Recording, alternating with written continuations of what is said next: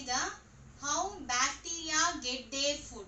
Okay, via the three ways. In many ways these get their food, but here photosynthetic bacteria and chemosynthetic bacteria and symbiotic bacteria.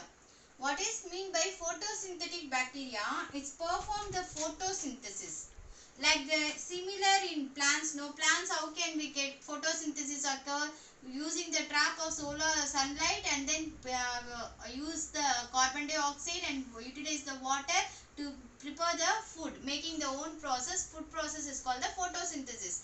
In the same manner, here also the bacteria doing, they contain light harvesting pigments and absorb what?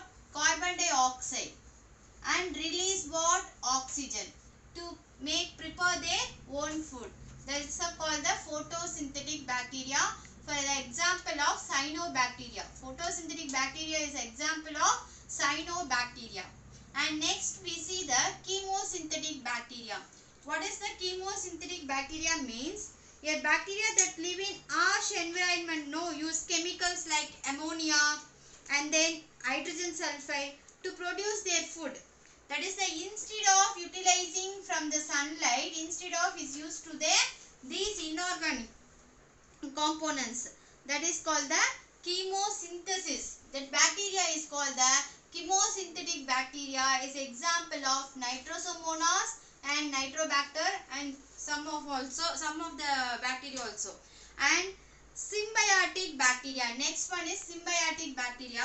What is mean by the symbiotic bacteria? These bacteria is living in symbiosis. That is means with another organisms. For example, is E. coli. It's present in human intestine. No, in man in intestine is present E. coli. This is a symbiosis. It depends upon another organism. That is the host organisms depend their food. That's why it's called the symbiotic bacteria. So the three ways is there. Photosynthetic bacteria is prepare their food, own food, making their own food, and chemosynthetic bacteria is prepare the inorganic compounds used to make the example of Nitrosomonas and Nitrobacter. And symbiotic bacteria, it depends the food from the host, example of E. coli, Escherichia coli in human intestine. And finally, the bacteria reproduce. That is the two method. One is binary fission and another one is multiple fission. We know that binary fission means what? The binary fission means that during the cell division, the is the only method to produce the new individuals. No, the cell genetic material is elongation by the cell division. During the cell division, and then it's transferred into the one to another organisms, the bacteria, and divided into the two daughter cells. It's getting the two identical daughter cells, we get it. So this is a binary fission. And here multiple fission is reproduce asexual reproduction. By the asexual, that means what? Absence of sexual reproduction. So it's reproduced by asexual reproduction.